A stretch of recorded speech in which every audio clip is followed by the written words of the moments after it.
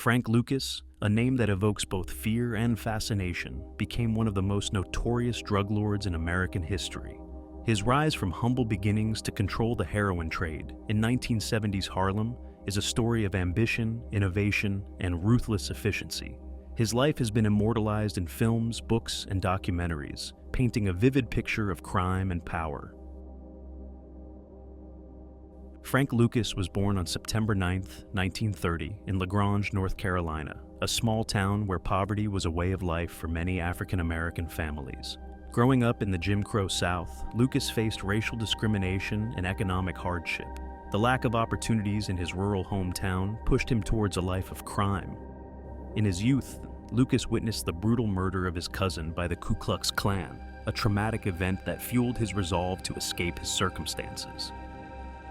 Seeking a fresh start, Lucas moved to Harlem in the 1940s. Harlem was a bustling, vibrant neighborhood, but also rife with crime. Lucas quickly adapted to his new environment, starting with small-time theft and gambling operations. His charisma and street smarts soon attracted the attention of local gangsters, leading to his first major break. Ellsworth "Bumpy" Johnson, a legendary figure in Harlem's underworld, saw potential in the young Lucas. Johnson, known for his strategic mind and control over Harlem's criminal enterprises, took Lucas under his wing. He taught Lucas the importance of discipline, loyalty, and maintaining a low profile. Johnson's mentorship was crucial in shaping Lucas's approach to business and crime.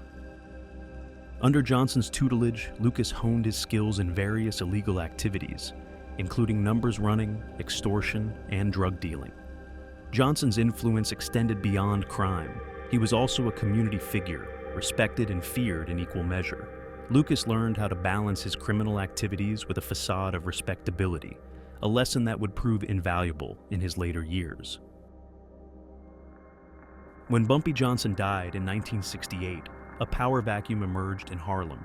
Seizing the opportunity, Frank Lucas set out to build his own empire. He realized that to outmaneuver the mafia and other competitors, he needed to control the heroin supply chain from production to distribution. Lucas traveled to Southeast Asia, specifically to the Golden Triangle, an area encompassing parts of Thailand, Laos, and Myanmar, which was notorious for its opium production. He established direct connections with local suppliers, negotiating deals that would allow him to buy heroin at its source. This direct approach cut out the traditional middlemen, including the Italian mafia, and significantly lowered his costs. One of the most audacious aspects of Lucas's operation was his method of smuggling heroin into the United States. Leveraging contacts within the U.S. military, Lucas arranged for the heroin to be transported in the coffins of soldiers killed in the Vietnam War, a method that became known as the cadaver connection. Although Lucas later disputed this claim, insisting that the drugs were hidden in furniture, the story added to his legend and underscored the boldness of his operations.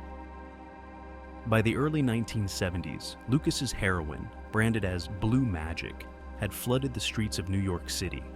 His product was highly pure, making it more potent than that of his competitors.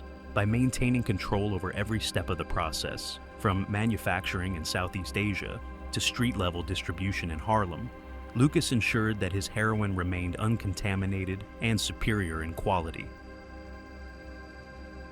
Blue Magic became a household name in the drug trade, synonymous with quality and potency. Lucas's strategic branding and marketing, combined with his ruthless enforcement tactics, allowed him to dominate the heroin market. He implemented a sophisticated distribution network, employing trusted family members and close associates to handle operations. This network minimized the risk of betrayal and ensured a tight grip on the supply chain.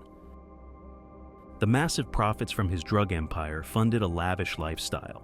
Lucas bought a sprawling mansion in Teaneck, New Jersey, filled with luxury cars, expensive jewelry, and custom-made suits. Despite his efforts to maintain a low profile, his conspicuous spending occasionally attracted attention, both from law enforcement and rivals. Frank Lucas's wealth was staggering. At the height of his power, he claimed to be making $1 million a day. He invested in legitimate businesses, including real estate and nightclubs, to launder his drug money. Lucas also spread his wealth within his community. donating to charities, sponsoring local events, and providing for those in need. This philanthropy helped him build a Robin Hood-like reputation among some Harlem residents. Lucas's personal life was equally complex. He married Juliana Ferrate, a former Puerto Rican beauty queen, who became his confidant and partner in crime. Their relationship was marked by luxury and excess, but also by the constant threat of law enforcement and rival gangs. Despite their turbulent lifestyle, they had 7 children together, and Lucas tried to shield his family from the darker aspects of his business. Lucas's empire could not escape the notice of law enforcement forever. Richie Roberts, an incorruptible narcotics detective, led the investigation that would ultimately bring Lucas down. Roberts's meticulous approach involved extensive surveillance, wiretaps, and the recruitment of informants within Lucas's organization. In 1975, after years of investigation, Lucas was arrested in a dramatic raid on his New Jersey mansion.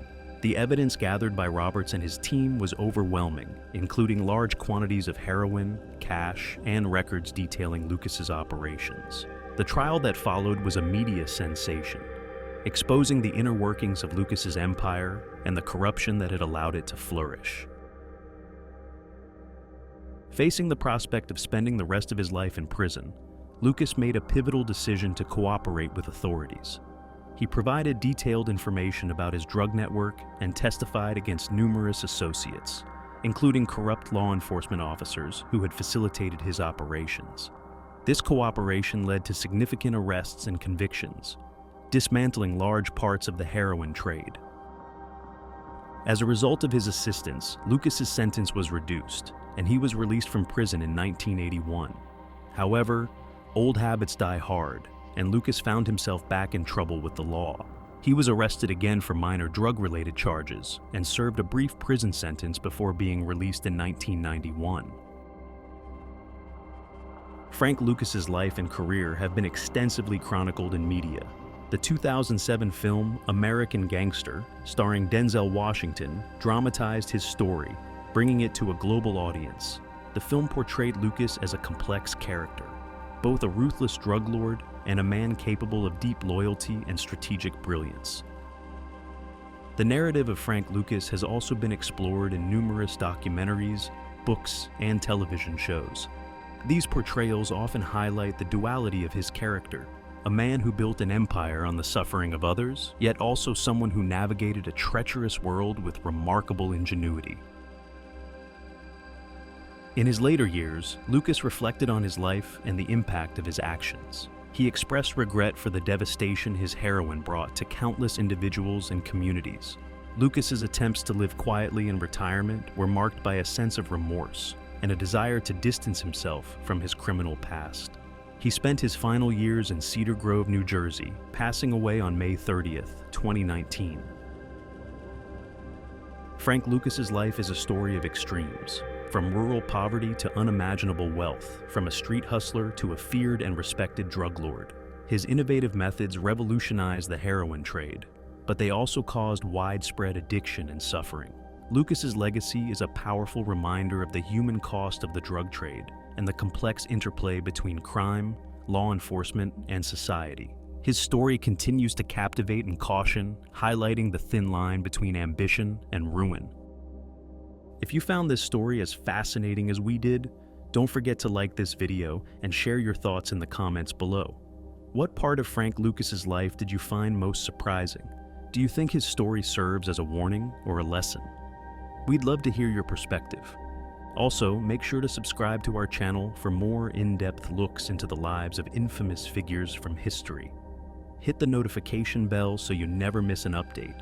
Thanks for watching, and stay tuned for more intriguing stories.